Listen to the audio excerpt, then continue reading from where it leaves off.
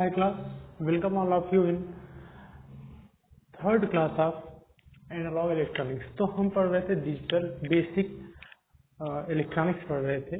Basic electronics तब तक हम जानेंगे नहीं, हम एनालॉग इलेक्ट्रॉनिक्स नहीं पढ़ पाएंगे। तो कल के नेक्स्ट लेक्चर में हम एनालॉग इलेक्ट्रॉनिक्स बहुत सारा पोर्शन हम पढ़ चुके हैं बेसिक इलेक्ट्रॉनिक में ही, लेकिन एनालॉग इलेक्ट्रॉनिक्स बिल्कुल स्टार्टिंग से अब हम कल के लेक्चर से देखेंगे। जो भी पीएन जंक्शन डायोड, वैसे भी आज स्टार्ट हो जाएगा पीएन जंक्शन डायोड, लेकिन फिर भी ये सब चीजें जानना बहुत जरूरी था, इसलिए मैं इसको डिस्कस किया हूँ।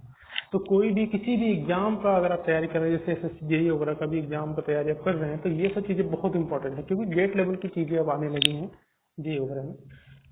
तो चलो स्टार्ट करते हैं। सबसे पहले रजिस्टिविटी। आप लोग रेजिस्टेंस जानते होंगे ना? रेजिस्टेंस तो ये रेजिस्टेंस नहीं है, रजिस्टिविटी कहते हैं।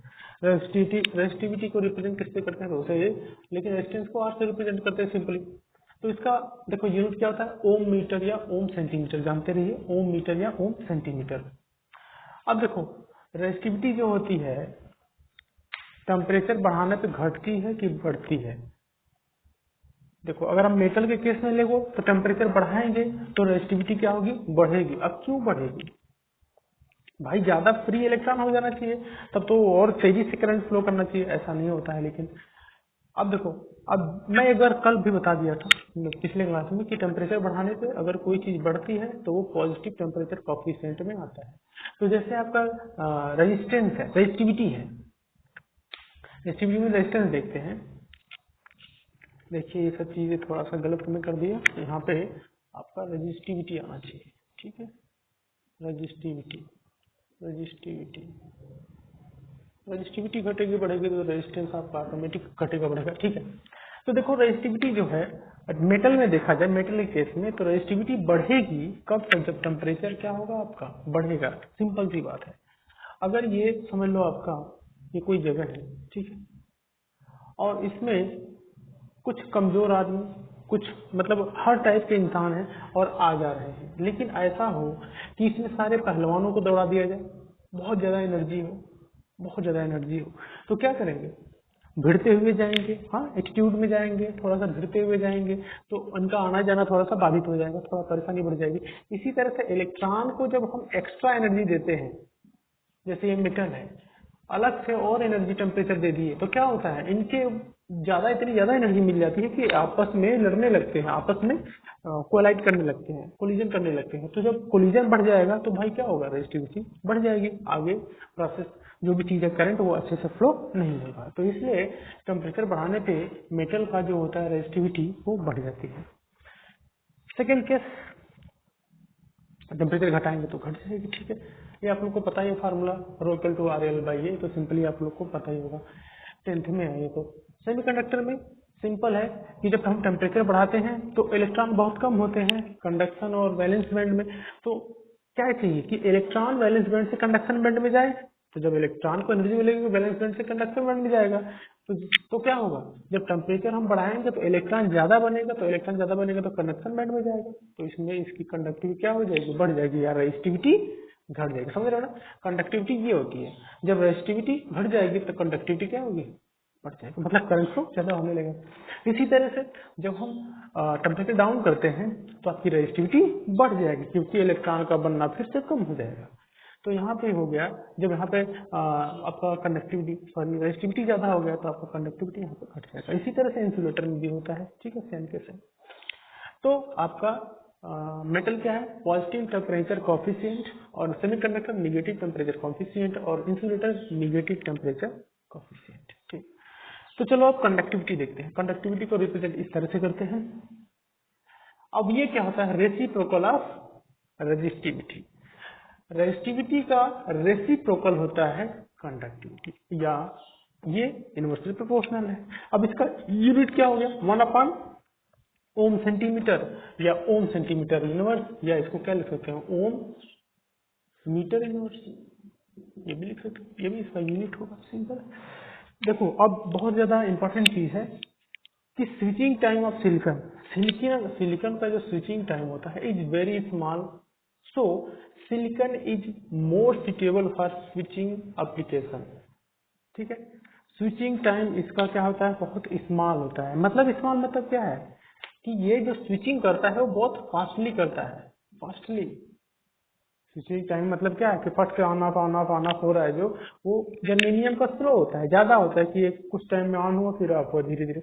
लेकिन इसमें क्या होता है, बहुत स्मॉल टाइम के लिए ऑन ऑफ होता है, मतलब जो भी है इसका ऑपरेशन का एक तरह से देखिए इसकी फ्रिक्वेंसी ज्यादा होती है पर सेकेंड में, तो इसका स्विचिंग टाइम होता है वो बहुत फास्ट होता है, इसलिए स्विचिंग ऑपरेशन में हम सिलिकॉन का यूज करते हैं। अब बोलेंगे कि जर्मेनियम का यूज कहाँ करेंगे, जर्मेनियम का यूज वहाँ पे करेंगे जहाँ पे फ्रिक्वेंसी ज्यादा हमें चाहिए, जैसे एंटीना वगैरह बनाने में वहाँ पे हम जर्मेनियम का ज्यादा यूज करते हैं, ठीक है। या तो यहाँ पे मैं क्या बोला कि स्विचिंग टाइम ज्यादा है, लेकिन एक चीज है, सिलिकॉन की कंडक्टिविटी थोड़ा कम होती है जर्मेनियम की ज्यादा, तो जहाँ हमें ज्यादा अच्छा कंडक्टिविटी चाहिए वहाँ पे हम जर्मेनियम का यूज करेंगे।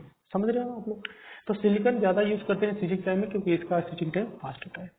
लेकिन अगर हमें करंट की बात करें कि करंट हमें ज्यादा चाहिए, कंडक्टिविटी ज्यादा चाहिए, तो हमें क्या यूज करेंगे, जर्मेनियम। मोबिलिटी, ये सब चीजें आप नोट करते हुए चलो, जो मैं चीजें बोल रहा हूँ, क्योंकि हर चीज इंसान नहीं लिख सकता है, तो कुछ कुछ चीजें जो मैं बोल रहा हूँ वो आप लोग नोट करते हुए चलिए, ठीक। मोबिलिटी ऑफ चार्ज कैरियर, इसको म्यू से रिप्रेजेंट करते हैं, it decreases with increases the temperature. मैं बता दिया था आप लोग का, सिंपल सी बात है। जब आपका कंडक्टिविटी घटेगा मतलब क्या है कि उसकी मोबिलिटी घट गई, भाई थर्मल वाइब्रेशन जब ज्यादा हो जाएगा, एक दूसरे से टकराने लगेंगे इलेक्ट्रॉन चार्ज, जब टकराएंगे थर्मल वाइब्रेशन होगा, थर्मल वाइब्रेशन होगा, आपकी रेजिस्टिविटी ज्यादा हो जाएगी, रेजिस्टिविटी ज्यादा होगी तो भाई एक सिंपल सी बात है, एक स्थान से दूसरे स्थान पर जो इलेक्ट्रॉन जा रहे थे वो जा ही नहीं पाएंगे, तो इसलिए आपका मोबिलिटी भी क्या हो जाएगा, घट जाएगा। मोबिलिटी मतलब कि एक जगह से दूसरी जगह जाना, भाई टेम्परेचर बढ़ाए तो एक दूसरे से टकराने लगे, एक स्थान से दूसरे स्थान तक जा ही नहीं पाए, तो मोबिलिटी क्या हो जाएगी, घट जाएगी। जब टेम्परेचर हम इंक्रीज करेंगे तो मोबिलिटी म्यू क्या हो जाएगी, घट जाएगी, ड्यू टू थर्मल वाइब्रेशन। मैं समझा दिया, थर्मल वाइब्रेशन के कारण आप चार्ज कैरियर। अब एक फार्मूला होता है कि म्यू इन प्रोपोर्शनल होता है टी के पावर माइनस एम, और एम क्या होता है, मटेरियल कांस्टेंट, ठीक है। सिंपल चीज है कि टी के इनवर्सली प्रोपोर्शनल होता है आपका क्या, म्यू। अब आगे पढ़ते हैं mobility of carrier, charge carrier. अब मोबिलिटी का फार्मूला देखो सिंपल सा होता है, मोबिलिटी ये म्यू बराबर drift velocity upon field intensity. Drift velocity क्या होगी, वी होगी, कुछ दिया होगा, और फील्ड इंटेंसिटी आप लोग को तो पढ़ाया था म्यू, स्मॉल ई, तो वी अपॉन ई बराबर म्यू, मतलब drift velocity upon field intensity equal to mobility. अब मोबिलिटी क्या होता है कि how fast the charge carrier moving from one place to another, मतलब कोई चार्ज कैरियर है एक पॉइंट से दूसरे पॉइंट पे जाना, जो इसी की प्रॉपर्टी को क्या बोलते हैं, मोबिलिटी। एक मोबिलिटी मतलब मोबाइल, एक जगह से दूसरी जगह जाना, गति करना, चार्ज का एक स्थान से दूसरे स्थान तक जाना ही क्या होता है, मोबिलिटी होता है। ओके, आगे देखो, electron mobility is always greater than hole mobility. Electron की जो मोबिलिटी होती है एक स्थान से दूसरे स्थान तक जाने की जो क्षमता होती है, जो पावर होती है, वो ज्यादा होती है as compare to hole, because electron can travel faster and contribute more current than hole. अब जाहिर सी बात है मोबिलिटी क्यों ज्यादा होगा, क्योंकि इलेक्ट्रॉन का जो मूवमेंट का तरीका होगा, जो उसकी स्पीड होगी, वेलोसिटी होगी, वो होल के वेलोसिटी से ज्यादा होगी। जब जाहिर सी बात है उसकी वेलोसिटी ज्यादा होगी तो वो करंट में कंट्रीब्यूशन भी ज्यादा होगा। तो इसलिए एन टाइप सेमीकंडक्टर ज्यादा बेटर माना जाता है, क्योंकि उसमें जो चार्ज कैरियर होता है, मतलब करंट का जो रीजन होता है वो क्या होता है, इलेक्ट्रॉन होता है, इसलिए उसमें करंट ज्यादा होता है। अब देखो अभी तो हम लोग देख रहे थे जर्मेनियम का यूज कहाँ करते हैं, सिलिकॉन का यूज कहाँ करते हैं, हाई स्विचिंग टाइम होता है, तो इसीलिए हम जर्मेनियम का यूज करते हैं हाई कंडक्टिविटी के लिए। अगर हमें बहुत ज्यादा कंडक्टिविटी चाहिए तो वहाँ पे हम जर्मेनियम का यूज करेंगे, और अगर हमें हाई फ्रिक्वेंसी का एंटीना या कुछ भी कम्युनिकेशन में यूज करना है वहाँ भी हम जर्मेनियम का यूज करेंगे। तो जर्मेनियम को दो जगह यूज करेंगे, जहाँ पे उसकी कंडक्टिविटी किसी चीज की बढ़ानी है या कंडक्टिविटी चीजें, कोई भी आपका ऑब्जेक्ट है उसमें कंडक्टिविटी ज्यादा करना है तो जर्मेनियम, और ये हाई फ्रिक्वेंसी का एंटीना बनाना है फिर भी जर्मेनियम। लेकिन सिलिकॉन का यूज वहाँ पे करेंगे जहाँ पे स्विचिंग टाइम ज्यादा करना है, ठीक। अब देखो कुछ चीजें हमें और जानना है, जैसे लीकेज करंट है। अब लीकेज करंट देखो बहुत सारी चीजें हैं इसमें। लीकेज करंट होता क्या है, देखो ये सब चीजें नोट कर लो आप लोग। लीकेज करंट वो करंट होता है जैसे बहुत थोड़ा सा करंट, अब देखो थोड़ा सा करंट ये है, लेकिन ये करंट बहुत ज्यादा किसी भी चीज को परेशान करता है, एक तरह से बैड इफेक्ट डालता है जितना ज्यादा लीकेज करंट होगा। अब लीकेज करंट बढ़ता क्यों, लीकेज करंट हम सिंपली बढ़ता इसलिए है कि जब टेम्परेचर हम बढ़ाते हैं किसी चीज का, सिंपल सी चीज है कि जो लीकेज करंट होता है वो टेम्परेचर के प्रोपोर्शनल होता है, और ये लीकेज करंट को रिप्रेजेंट करते हैं I0 से। ये किस कारण होता है, माइनॉरिटी से, माइनॉरिटी चार्ज कैरियर से। माइनॉरिटी चार्ज कैरियर के कारण क्या होता है आपका लीकेज करंट।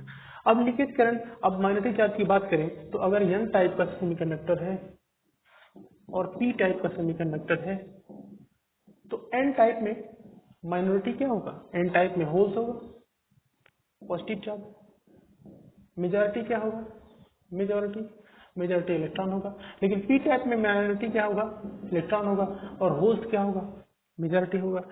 तो आपका n टाइप में जो होल होता है, n टाइप में जो होल्स होता है माइनॉरिटी कैरियर, तो माइनॉरिटी कैरियर होल्स के कारण n टाइप में जो करंट होता है होल्स के कारण वो क्या बोलते हैं उसको I0 या लीकेज करंट।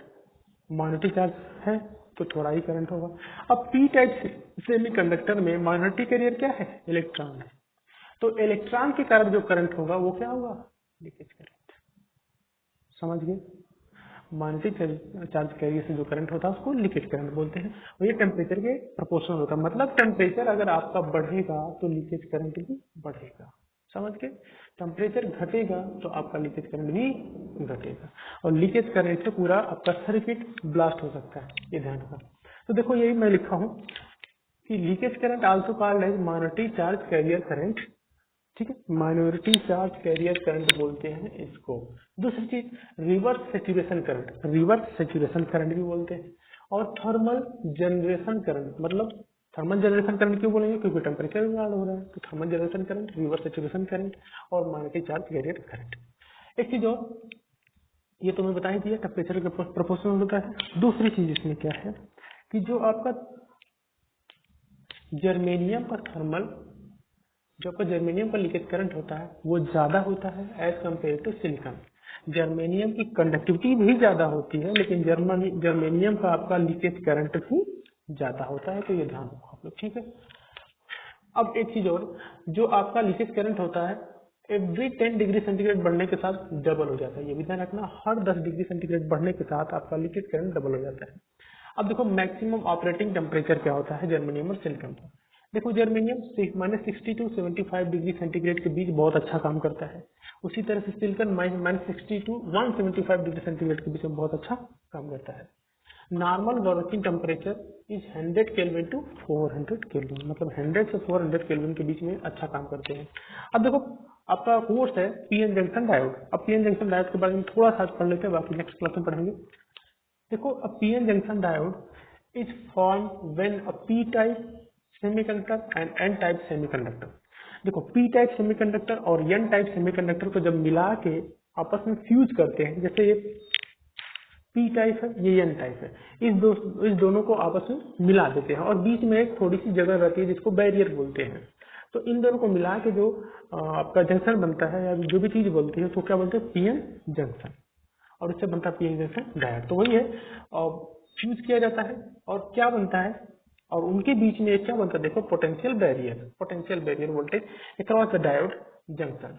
अब पोटेंशियल बैरियर बनता है और उस पोटेंशियल बैरियर से एक पोटेंशियल बैरियर वोल्टेज बनता है और इस जो बैरियर इसको क्या बोलते हैं, वेरी स्मॉल डिप्लीशन लेयर। ये क्या है, डिप्लीशन लेयर। इनको सेपरेट करने वाला जो आपका बेस उसको क्या बोलते हैं, डिप्लीशन लेयर। जैसे ये है बना हुआ है यहाँ पे कि 3 रीजन है, P region, N region, P region और ये आपका डिप्लीशन लेयर। इसी तरह से इसका सर्किट डायग्राम है, ये इसका सिंबल है, ये डायोड का सिंबल है और इस तरह से इसको फॉरवर्ड में किए हैं, ये भी फॉरवर्ड है। अच्छा देखो अभी फॉरवर्ड रिवर्स बायस के बारे में बाद में पढ़ेंगे, लेकिन ये देखो इसमें है क्या।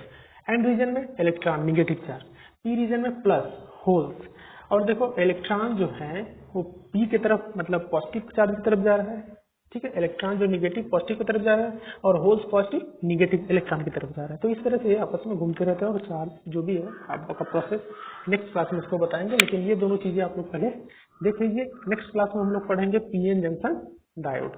अब देखो डायोड तो बहुत सारे टाइप के होते हैं, PN junction diode, simple diode, Schottky diode, photo diode, हाँ जेनर डायोड, ये सब चीजें सारी पढ़ेंगे। तो अभी पीएन जंक्शन डायोड को ही नेक्स्ट क्लास में पढ़ेंगे, ठीक है। इसको रिवर्स बायस, फॉरवर्ड बायस जो भी है, सैचुरेशन रीजन, ब्रेकडाउन रीजन, जो भी चीजें हैं उसको हम पढ़ेंगे। तो आज के लिए इतने क्लास रखते हैं। Thank you.